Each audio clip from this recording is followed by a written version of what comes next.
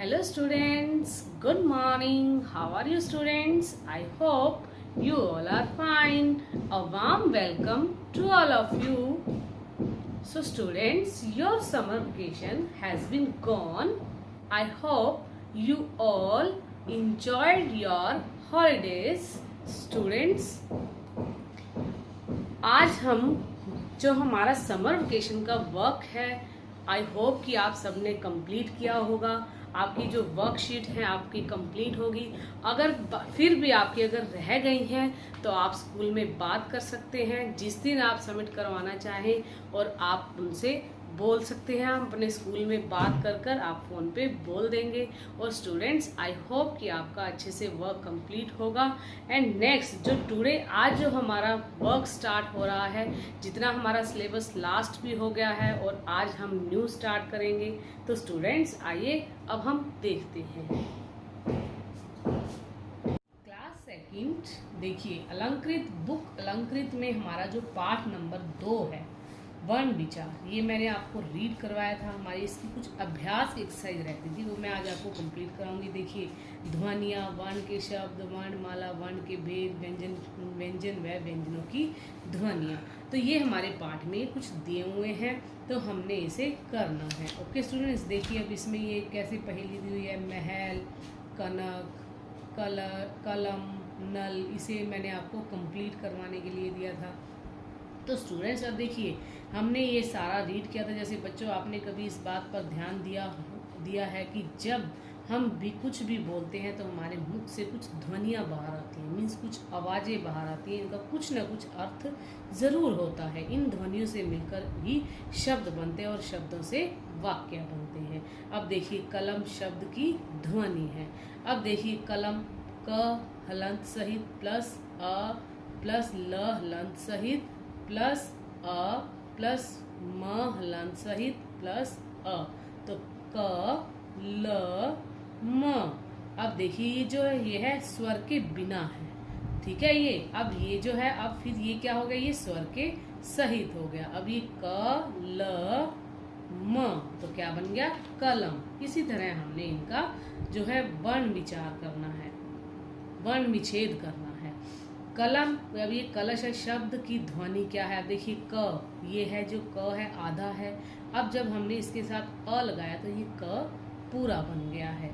क ल, जब हमने इसके क के हलंत, यहाँ पैर में हलंत होगा तो मीन्स क आधा होगा। जब प्लस में अ आ गया तो क्या बन गया स्टूडेंट्स, क। ओके, क ल श, तो क्या बन गया, कलश। इसी तरह से हमने इसका वर्ण विच्छेद करना है। अब देखिए, वर्ण किसे कहते हैं, इन ध्वनियों को हम छोटा नहीं कर सकते क्योंकि ध्वनियों के लिखे जाने वाले रूप को वर्ण कहते हैं। इसका अर्थ हुआ कि ध्वनि भाषा की सबसे छोटी इकाई है। अब देखिए, इसमें स्वर व्यंजन भी दिए हुए हैं हमारे, ये स्वर हैं और ये व्यंजन भी दिए हुए। व्यंजन कितने होते हैं हमारे, 33 होते हैं। स्वर जो होते हैं 11 होते हैं। अब देखिए, ये हमारे दिए हुए जो पहली लाइन है उसे क्वर्ग, दूसरी लाइन च्वर्ग, तीसरी लाइन को ट्वर्ग, और ये जो त वाली लाइन होती है इसे त्वर्ग बोलते हैं, इसे वर्ग बोलते हैं और इसे यवर्ग बोलते हैं। और ये हमारे जो है संयुक्त व्यंजन होते हैं। ओके स्टूडेंट्स, तो ये जो हमारे देखिए, अब विशेष हम रीड करेंगे। सभी व्यंजनों में अ की ध्वनि होती है। अड़ और ड को व्यंजनों के समान ही माना जाता है। अंततः ये नए वर्ण है जिन्हें वर्णमाला में जोड़ा गया है। अ, अंग, अहा, अंग, अहा स्वरों में जुड़े अन्य वर्ण हैं। अब देखिए, क्षय, त्रय, ज्य, श्रेय, ये संयुक्त व्यंजन है। अतः हिंदी वर्ण में 52 वर्ण होते हैं। ओके स्टूडेंट, संयुक्त व्यंजन, कुछ व्यंजन संयुक्त रूप से भी बोले जाते हैं। अब देखिए, ये जो हमारे संयुक्त व्यंजन है, देखिए क प्लस श, क्षय, ये बने हुए हैं। त जो है हलंत सहित है प्लस र, त्र, क्या बन गया, ज हलंत सहित, अन्य, जय, श हलंत सहित प्लस र, श्रेय, श्रवण बन गया। अब देखिए, जब हम कुछ बोलते हैं तो मुख से ध्वनियाँ निकलती हैं। ध्वनि भाषा की सबसे छोटी इकाई है। वर्णों का समूह ही वर्णमाला कहलाता है। वर्णों के 2 भेद होते हैं, कौन कौन से, स्वर और व्यंजन। हिंदी में 11 और स्वर में 33। स्वर 11 होते हैं और 33 व्यंजन हैं। सभी व्यंजनों में अ की ध्वनि होती है। तो स्टूडेंट्स, कोई भी व्यंजन बिना स्वर के नहीं बोला जाता। ओके स्टूडेंट्स, देखिए आपने क्या सीखा। ये मैंने आपको करवाए थे, आई होप कि आपने किए होंगे, किए कर रखे होंगे। वर्ण किसे कहते हैं? देखिए, भाषा की सबसे छोटी इकाई को वर्ण कहते हैं। वर्ण के कितने भेद होते हैं? 2 भेद होते हैं, स्वर और व्यंजन। वर्णमाला किसे कहते हैं? वर्णों का समूह ही वर्णमाला कहलाता है।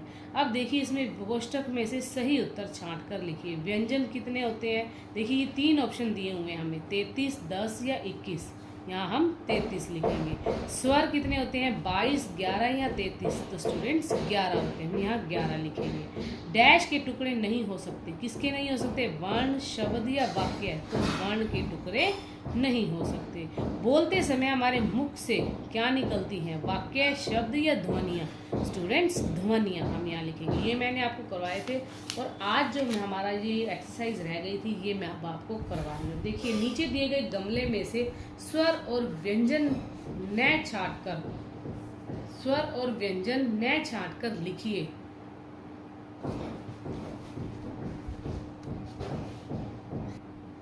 तो स्टूडेंट्स, सॉरी, ये देखिए इस लाइन में क्या है, नीचे दिए गए गमले में से स्वर और व्यंजन, यहाँ जो ज है यहाँ मिस प्रिंट है। हो सकता है कि आपकी बुक में ना हो, जो मेरे पास बुक है इसमें मिस प्रिंट हो।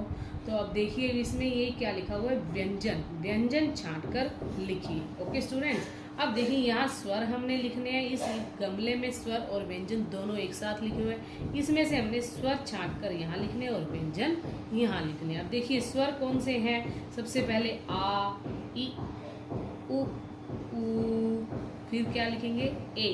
देखिए ए, ये जो हमारे हैं स्वर हैं। अब आगे देखिए जो व्यंजन क, ख और प और क्या होता है? न, ये जो है हमारे व्यंजन है। ओके स्टूडेंट्स, नीचे कुछ वर्ण दिए जा रहे हैं, उन्हें जोड़िए और नए शब्द बनाइए। अब देखिए ये जो हमारे ये कुछ बॉक्स में ये व्यंजन दिए हुए हैं, अब हमने इनको जोड़कर कुछ नए शब्द बनाने हैं। अब जैसे यहाँ पर न से क्या बनाया हुआ है? नल। अब देखिए द से मैंने क्या बनाया? दर। ज से जल। देखिए ब से बल बनाया मैंने। प से पग। पग होता है स्टूडेंट्स पैर। आगे ध से क्या बन गया? धन।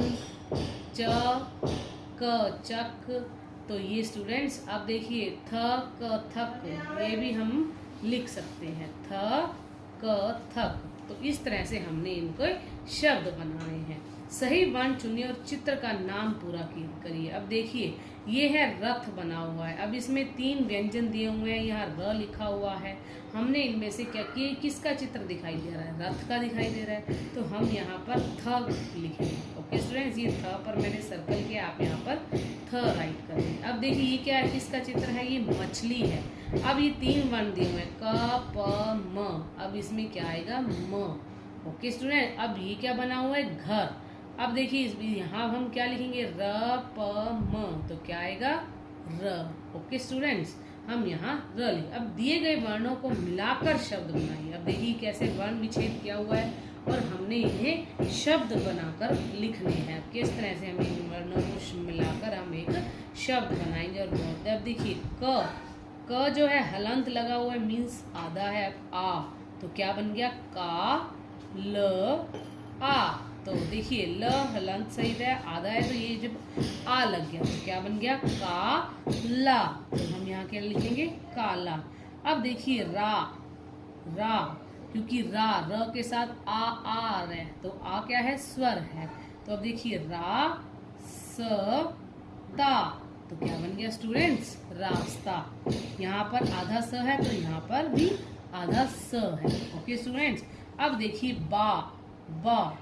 अब ब हलंत सहित है, फिर आ, ये जो है आ है, स्वर है।